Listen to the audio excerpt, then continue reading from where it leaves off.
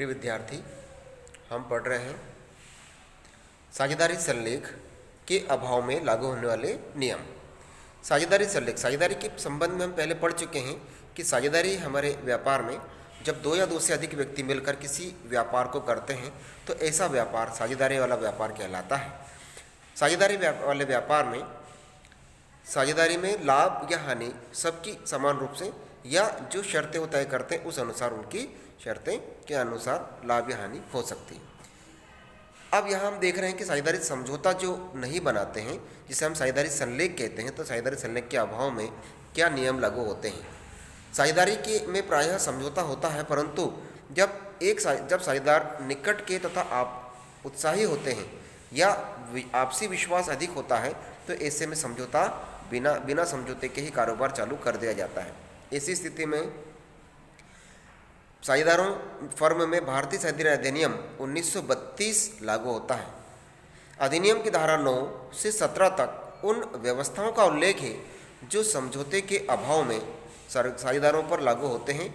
इनमें मुख्य व्यवस्थाएं निम्नानुसार हैं, जिसे हम देखते हैं, समझते हैं। पहला पॉइंट है व्यापार का संचालन। साझेदारी समझौते के अभाव में व्यापार का संचालन समस्त साझेदार द्वारा किया जा सकता है या व्यापार के संचालन में सभी साझेदार भाग लेते हैं। सेकंड नंबर पॉइंट है लाभ का वितरण। साझेदारी समझौते के अभाव में लाभ का विभाजन एक समान रूप से किया जाता है, इसमें कोई अंतर नहीं रखा जाता, समान रूप से सभी को लाभ का विभाजन या बंटवारा किया जाएगा। थर्ड नंबर पॉइंट है पूंजी पर ब्याज। व्यापार में लगाई गई पूंजी पर किसी भी प्रकार का कोई ब्याज नहीं दिया जाएगा और ना ही आहरण पर ब्याज लिया जाएगा।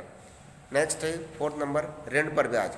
यदि कोई साझेदार अपनी निश्चित पूंजी के अलावा व्यापार में कोई अतिरिक्त पूंजी लगाता है या ऋण के रूप में कुछ रुपए देता है तो ऐसी ऋण की राशि पर साझेदारों की सिर्फ 6% वार्षिक ब्याज दिया जा सकता है, चाहे साझेदार द्वारा इससे कम या अधिक राशि की मांग की जाए। नेक्स्ट है फर्म की संपत्ति का प्रयोग या उपयोग। साझेदारी व्यापार में बिना किसी समझौते के यदि व्यापार किया जा रहा है तो फर्म की संपत्तियों का उपयोग केवल फर्म के कार्य के लिए ही किया जा सकता है, किसी भी साझेदार द्वारा निजी प्रयोग उसका नहीं किया जा सकता।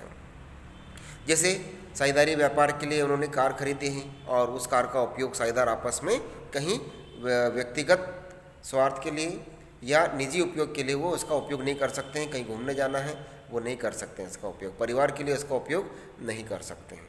नेक्स्ट है निजी लाभ का हिसाब।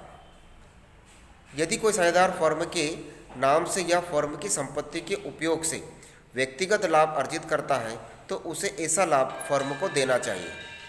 प्रतिस्पर्धा व्यापार का लाभ। नेक्स्ट, यदि कोई साझेदार फर्म से मिलता जुलता या प्रतियोगिता वाला व्यापार कर लाभ अर्जित करता है तो उसे ऐसा लाभ भी साझेदारी फर्म को देना होगा। नेक्स्ट पॉइंट आते हैं 8 नंबर क्षतिपूर्ति का अधिकार। यदि कोई साझेदार के व्यवहार से व्यापार में किसी प्रकार का नुकसान होता है, कोई क्षति होती है तो ऐसी क्षति का पूर्ति करने का भी साझेदार को जिम्मेदारी रहेगी। नेक्स्ट है वेतन व अन्य पारिश्रमिक। प्रत्येक साझेदार को फर्म के कार्यों में सक्रिय रूप से भाग लेने का अधिकार है, किंतु कोई साझेदार कार्य संचालन के लिए वह किसी प्रकार का वेतन, कमीशन या अन्य कोई प्रतिफल प्राप्त नहीं कर सकता। लापरवाही। नेक्स्ट 10 नंबर पॉइंट लापरवाही के लिए क्षतिपूर्ति। यदि साझेदार लापरवाही से या जानबूझकर फर्म को हानि पहुंचाता है तो ऐसी हानि की क्षतिपूर्ति के लिए वह फर्म के प्रति उत्तरदायी होगा। नेक्स्ट 11 नंबर पॉइंट है साझेदार का प्रवेश। नए साझेदार का प्रवेश फर्म के प्रवेश सर्वसम्मति से होगा, मतलब जितने भी नए साझेदार हैं उन साझेदारों की सहमति से ही किसी नए साझेदार को हम साझेदारी में शामिल कर सकते हैं। नेक्स्ट है साझेदार का अवकाश ग्रहण करना। अवकाश लेने पर साझेदार को अपनी रकम पाने का अधिकार है। भुगतान के अभाव में 6% वार्षिक ब्याज पाने का अधिकार भी निवृत्त साझेदार को होगा। नेक्स्ट और लास्ट नंबर पॉइंट पे आते हैं फर्म में परिवर्तन। यदि फर्म के संगठन अथवा बनावट में किसी प्रकार का परिवर्तन किया गया है तो नई फर्म के साझेदार के अधिकार पूर्ववत रहेंगे। तो इस प्रकार हम साझेदारी समझौते के अभाव में जो नियम लागू होते हैं उन नियमों का अध्ययन हमने किया है। इन्हें आप लोग अपनी कॉपी में लिखें और इन्हें याद करें, क्योंकि इन्हीं के आधार पर हम लोग कई बार सवाल भी करते हैं। और ये हमारा व्यवसाय अध्ययन और बही खाता दोनों विषय में ये चैप्टर हमारा कॉमन आता है। इसलिए आप लोग इन दोनों सब्जेक्ट में इनका ध्यान रखें, अध्ययन करें और लिखें अपनी कॉपी में।